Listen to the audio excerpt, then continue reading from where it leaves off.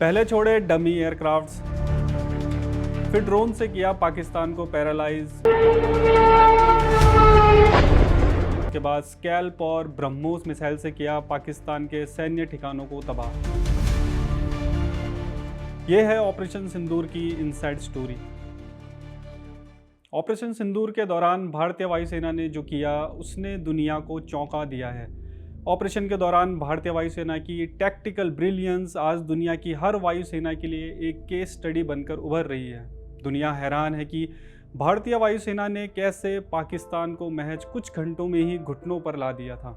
आज इस वीडियो में हम ऑपरेशन सिंदूर के दौरान इंडियन एयरफोर्स द्वारा अपनाई गई रणनीति, टैक्टिक्स और टेक्नोलॉजिकल सुपीरियरिटी की बात करेंगे। ऑपरेशन सिंदूर के फेज़ 1 में भारत ने पाकिस्तान के 9 आतंकी ठिकानों को तबाह किया और उसके बाद पाकिस्तान के जवाबी हमले को भी फेल किया। लेकिन ऑपरेशन सिंदूर का फेज़ 2 साउथ एशिया की एयर बैटल की हिस्ट्री में सुनहरे शब्दों में लिखा जाएगा।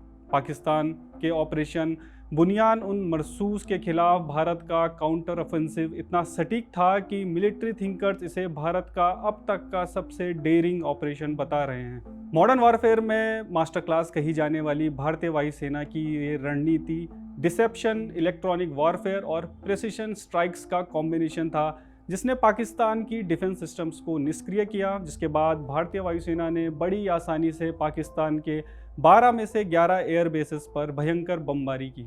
इसकी शुरुआत होती है 9 और 10 मई की रात। भारत ने सबसे पहले डमी एयरक्राफ्ट्स पाकिस्तान की तरफ भेजे। इन्हें डिकॉय भी कहते हैं और इनका इस्तेमाल दुश्मन को चकमा देने के लिए किया जाता है। इनकी बनावट बिल्कुल एक फाइटर एयरक्राफ्ट की तरह होती है और इनके रडार और इंफ्रारेड सिग्नेचर बिल्कुल एक असली जहाज की तरह ही होते हैं। इस वजह से दुश्मन के रडार पर ये डमी एयरक्राफ्ट्स बिल्कुल एक असली जहाज की तरह ही दिखाई देते हैं।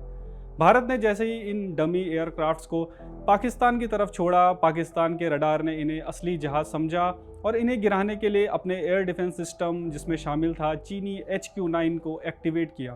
साथ ही पाकिस्तान के फाइटर एयरक्राफ्ट्स भी एयरबॉर्न हो गए। इससे भारत को पाकिस्तान के air defence system, radar installations और कमांड एंड कंट्रोल सेंटर की सटीक लोकेशन पता चल गई। हालांकि भारत ने कौन सी डमी एयरक्राफ्ट्स का इस्तेमाल किया, ये जानकारी गोपनीय रखी गई है। लेकिन भारत के पास लक्ष्य और बंशी जेट 40+ जैसे डमी एयरक्राफ्ट्स मौजूद हैं, जिनका इस्तेमाल भारतीय वायुसेना एक्सरसाइज के समय अक्सर किया करती है। क्या पता 7 मई की रात को भी भारत ने यही स्ट्रेटजी अपनाई हो। आतंकी ठिकानों पर हमले से पहले क्या पता भारत ने ऐसे ही डमी एयरक्राफ्ट्स को पाकिस्तान की तरफ भेजा, जिनमें से किसी एक को पाकिस्तान ने गिराया और उन्हें लगा कि उन्होंने भारत का राफेल गिरा दिया है। हालांकि इस बारे में भारत की तरफ से कोई आधिकारिक जानकारी सामने नहीं आई है। पाकिस्तान के एयर डिफेंस सिस्टम की लोकेशन मिलने के बाद भारत ने पाकिस्तान पर हेरॉप ड्रोन्स और लोइटरिंग म्यूनिशन से हमला किया। ये ड्रोन सुसाइडल होते हैं, मतलब कि सीधा टारगेट पर जाकर गिरते हैं। इनके जरिए भारत ने पाकिस्तान के एयर डिफेंस सिस्टम को ख़त्म कर दिया, जिससे पाकिस्तान की खतरे को डिटेक्ट करने की क्षमता खत्म हो गई। मतलब कि अब पाकिस्तान भारत के असली फाइटर एयरक्राफ्ट्स को डिटेक्ट नहीं कर पा रहा था। इससे भारतीय फाइटर जेट्स को एक विंडो मिली, जिसके बाद भारत के राफेल, सुखोई और मिराज जहाज एयरबॉर्न हुए और पाकिस्तान के रडार में डिटेक्ट हुए बिना पाकिस्तान पर हमला शुरू कर दिया। पाकिस्तान के एयर बेसेस पर सबसे ज्यादा नुकसान ब्रह्मोस और राफेल पर लगी स्कैल्प मिसाइलों से हुआ। भारत ने अपनी सबसे शक्तिशाली मिसाइलों का इस्तेमाल ऐसे समय किया जब पाकिस्तान की वायुसेना शॉक में थी और उसके सिस्टम्स एक हिसाब से अंधे हो गए थे। भारत ने 15 ब्रह्मोस मिसाइलें दागी, जिनका मकसद था पाकिस्तान के विमानों को ग्राउंडेड रखना, मतलब कि उन्हें हवा में उड़ने से रोकना। इसके लिए ब्रह्मोस ने एयरफील्ड्स को निशाना बनाया, जिससे वे क्षतिग्रस्त हो गए। बिना एयरफील्ड्स के पाकिस्तान के फाइटर जेट्स उड़ नहीं पाए। भारतीय वायुसेना की टैक्टिकल ब्रिलियंस, बिना एयर डिफेंस सिस्टम्स और कमांड एंड कंट्रोल सेंटर के ध्वस्त हो जाने से पाकिस्तान को अपने फाइटर जेट्स को मजबूरी में पीछे हटाना पड़ा। इन हमलों में पाकिस्तान के हैंगर्स में खड़े जहाज़ों को भी नुकसान हुआ और दूसरे जहाज भी खतरे की जद में आ गए थे। ऐसा लग रहा था कि भारत पाकिस्तान की पूरी वायुसेना को खत्म करने वाला था।